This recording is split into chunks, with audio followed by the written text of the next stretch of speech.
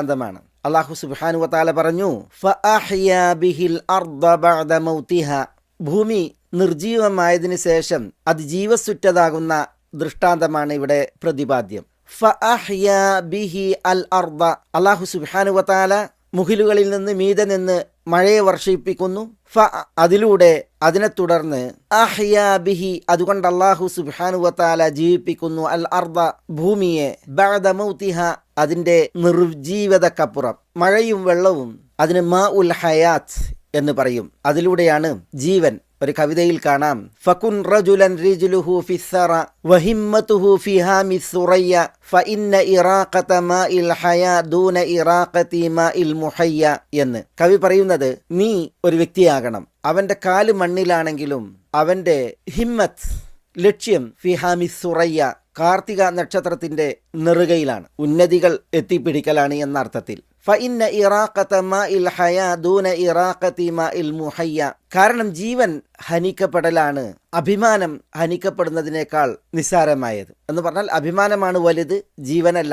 അഭിമാനം നീ അങ്ങനെ കാത്തു സൂക്ഷിക്കണം എന്നാണ്. ഇവിടെ മാ ഉൽ ഹയാ, മാ ഉൽ മുഹയ്യ, ജീവിതത്തെ മാ ഉൽ ഹയാ എന്നാണ് പറഞ്ഞത്, അഭിമാനത്തെ മാ ഉൽ മുഹയ്യ എന്നാണ് പറഞ്ഞത്. ഞാനിത് കൊണ്ടുവന്നത് മഴയും വെള്ളവും അതിലൂടെ അല്ലാഹു സുബ്ഹാനഹു വ തആല ജീവനറ്റതിനെ ജീവനുറ്റതാക്കുന്നു, ജീവിതത്തിന് തന്നെ അല്ലാഹു മാ ഉൽ ഹയാ എന്ന് പ്രയോഗിച്ചു എന്നത് മനസ്സിലാക്കാനാണ്. ഭൂമി മഴയിലൂടെ സജീവമാകുന്നു. അല്ലാഹു പറഞ്ഞില്ലേ, അലം തറ അന്നല്ലാഹ അൻസല മിനസ് സമാഇ മാഅൻ ഫതുസ്ബിഹുൽ അർദു മുഖ്ദറ. അല്ലാഹു സുബ്ഹാനഹു വ തആല ആകാശത്തിൽ നിന്ന് മീതെ നിന്ന് മഴയെ വർഷിപ്പിക്കുന്നു, അതിലൂടെ ഭൂമി പച്ച പിടിച്ചതായി തീരുന്നു. ഇവിടെ അല്ലാഹു സുബ്ഹാനഹു വ തആല ഫഅഹ്യാ ബിഹിൽ അർദ ബഅദ മൗതിഹ, ഭൂമിയുടെ മൗത്തിനിപ്പുറം ഭൂമിയെ ജീവിപ്പിക്കുന്നു എന്ന് പറഞ്ഞു. സൂറത്ത് ഹജ്ജിൽ നമ്മൾ കേട്ട ഈ 63-ാം വചനം ഭൂമിയെ പച്ച പിടിപ്പിച്ചതാക്കുന്നു, സസ്യ ശ്യാമള കോമളമാക്കുന്നു എന്നുള്ളതാണ് അതിൻ്റെ താല്പര്യം. ഇഹ്യാ ഉൽ മവാത്ത് എന്ന് പറയും, നിർജീവമായതിനെ ജീവിപ്പിക്കുക എന്നതിന്. കർമ്മശാസ്ത്രത്തിൽ ഇങ്ങനെ ഒരു അധ്യായമുണ്ട്, ഇഹ്യാ ഉൽ മവാത്ത്. അത് അല്ലാഹു സുബ്ഹാനഹു വ തആല ഭൂമിയെ സജീവമാക്കുന്ന വിഷയമല്ല, നിർജീവമായി ആരും ഉടമപ്പെടുത്താത്ത ഇടങ്ങളെ കൃഷിയോഗ്യമാക്കുകയും വാസയോഗ്യമാക്കുകയും ചെയ്യുന്ന വിഷയമാണ്.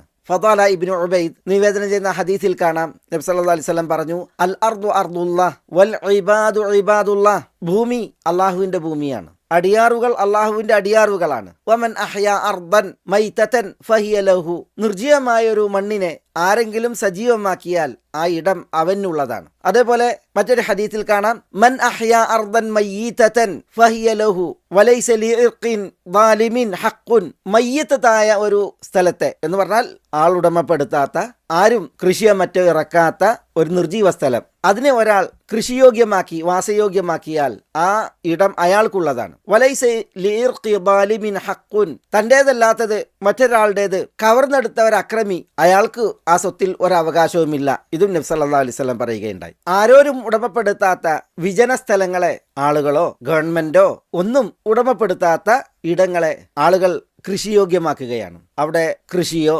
ഉൽപാദനമോ ഒന്നുമില്ല, സസ്യലതാദികളൊന്നുമില്ല. അപ്പോൾ അത്തരം നാടുകളെ, സ്ഥലങ്ങളെ സസ്യങ്ങൾ വെച്ച് പിടിപ്പിച്ച് കൃഷിയോഗ്യമാക്കിയാൽ, ചില ഹദീസുകളിൽ കാണാം, മൻ ഹഫറ ബിറൻ ഫലഹു 40 ദിറാഅൻ അതനൻ ലിമാശിയതിഹി എന്നാണ്. ഇത്തരം ആളുകൾ ഉടമപ്പെടുത്താത്ത വിജന സ്ഥലങ്ങൾ, അവിടെ വല്ലവരും ഒരു കിണർ കുഴിച്ചിട്ടുണ്ട് എങ്കിൽ ആ കിണറിന്റെ പരിസരങ്ങൾ 40 മുഴം ആ കിണർ കുഴിച്ച വ്യക്തിക്ക് തന്റെ കാലികളെ മേക്കാനും നോക്കാനുമുള്ള സ്ഥലമാണ് എന്ന് നബി സല്ലല്ലാഹു അലൈഹി വസല്ലം പറഞ്ഞത്. ഞാൻ പറഞ്ഞത് ഈ നിർജീവമായ സ്ഥലങ്ങളെ കൃഷി ചെയ്തും സസ്യലതാദികൾ വെച്ചു പിടിപ്പിച്ചും സജീവമാക്കുക എന്നുള്ള വിഷയം അത് ഫിഖ്ഹി കിതാബുകളിൽ, കർമ്മശാസ്ത്ര ഗ്രന്ഥങ്ങളിൽ നമ്മൾ പഠിപ്പിക്കപ്പെടുന്ന ഒരധ്യായമാണ്. ഇവിടെ അതല്ല വിഷയം. നമ്മൾ കൃഷിയോഗ്യമാക്കുന്നുവെങ്കിൽ അത് മേലായവൻ കനിഞ്ഞ വെള്ളം ഉപയോഗിച്ചും അവൻ നൽകിയ വിത്തും തയ്യും ഒക്കെ ഉപയോഗിച്ചുമാണ്. ഇവിടുത്തെ വിഷയം അല്ലാഹു സുബ്ഹാനഹു വ തആല ഇല്ലായ്മക്ക് അപ്പുറം ഉണ്മ പകരുന്നതാണ്, നിർജീവതക്കപ്പുറം സജീവത പകരുന്നതാണ്. അല്ലാഹു പറഞ്ഞില്ലേ, വതറൽ അർദ ഹാമിദതൻ ഫൈദാ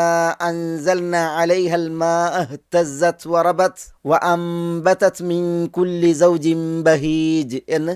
വതറൽ അർദ ഹാമിദതൻ, ഭൂമിയെ വരണ്ട് നിർജീവമായി നിനക്ക് കാണാം. ഫഇദാ അൻസൽനാ അലൈഹൽ മാഅ ഇഹ്തസ്സത്, നാം അതിൽ മഴ വർഷിപ്പിച്ചാൽ നിർജീവമായ ഭൂമി ഇളകുന്നു. വറബത്, അത് വളരുന്നു, വികസിക്കുന്നു.